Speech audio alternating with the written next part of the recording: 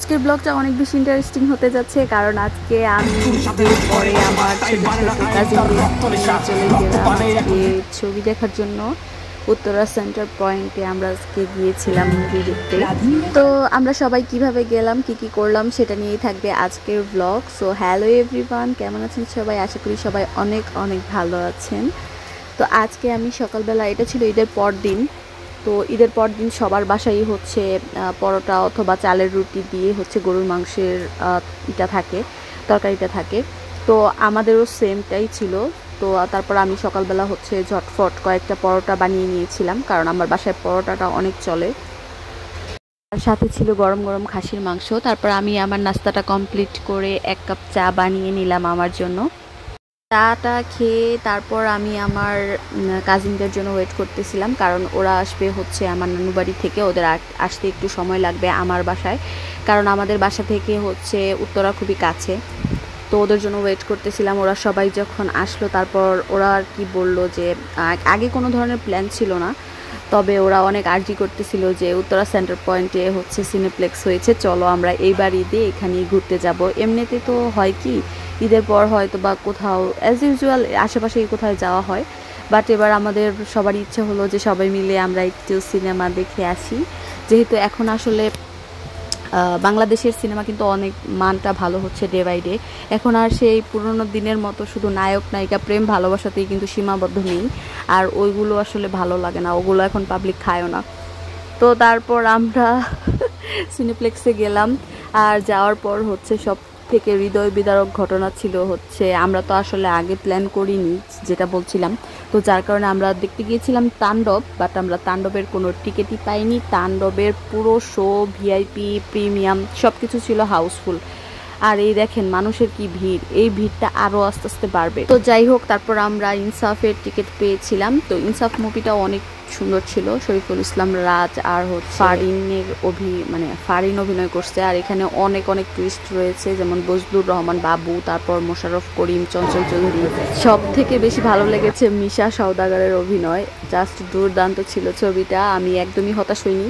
তবে শরীফুল ইসলাম রাজ যেহেতু নতুন, ভেবেছিলাম যে ওনার হয়তো বা অ্যাক্টিং অতটা ভালো হবে না, বাট মুভি দেখার পর আসলে ওনার অভিনয়টাই সব থেকে বেশি সুন্দর হয়েছে। আর হচ্ছে মিশা সওদাগর তো অল টাইম সুন্দর হয়। তারপর আমরা টিকিট কেটে এখানে আমরা পপকর্ন নিচ্ছিলাম। তারপর আমরা চলে গেলাম থিয়েটারের ভিতরে। এখন আমরা সবাই মিলে মুভি দেখতেছিলাম। আর সবচেয়ে বেশি মজার কাহিনী হচ্ছে আমার যে বোনগুলা ভাইগুলা, তারা খুবই এনজয় করতেছিল। আমরা সবাই মিলে খুব মজা করে মুভি দেখেছি।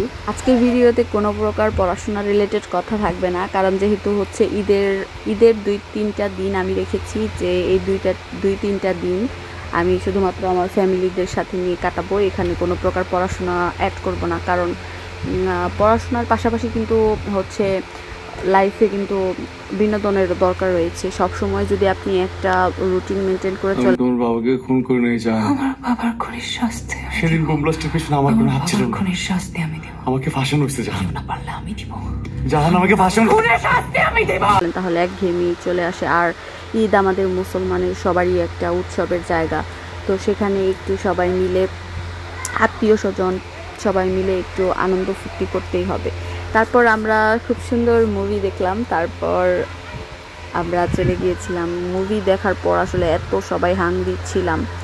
তো তারপর ওরা যেহেতু ছোট, ওদের সবারই তো বার্গার, ফাস্টফুড টাইপের জিনিস খুবই পছন্দ। তো ওদের রেকমেন্ডেশনে আমরা চলে গিয়েছিলাম চিলক্সে। সব থেকে বড় কথা হচ্ছে মানে এই দিনটা আমরা খুবই খুবই খুবই খুবই সবাই অনেক এনজয় করেছি। প্রিয় বাসা থেকে আমরা ছোট ছোট মানুষ গিয়েছিলাম বলে বাসায় থেকে প্রচুর পরিমাণে ফোন আসতেছিল। অ্যাজ ইউজুয়াল আমরা বাসায় গেলে বাসায় থেকে 100টা করে ফোন আসে, ঠিক আছে কিনা, কই আছি, কখন আসবো, কতক্ষণ লাগবে।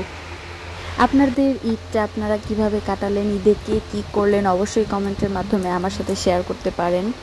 আর ঈদের পর দিনের জাল করা মাংস দিয়ে রুটি খেতে আমার তো ভীষণ ভালো লাগে। যদিও হচ্ছে এখন প্রতিদিনই হচ্ছে মাংস থাকবে, ঈদের পর থেকে 7 দিন সবার বাসায় মাংস থাকবে। এখন সবাই শুধু মাংসই খাবে।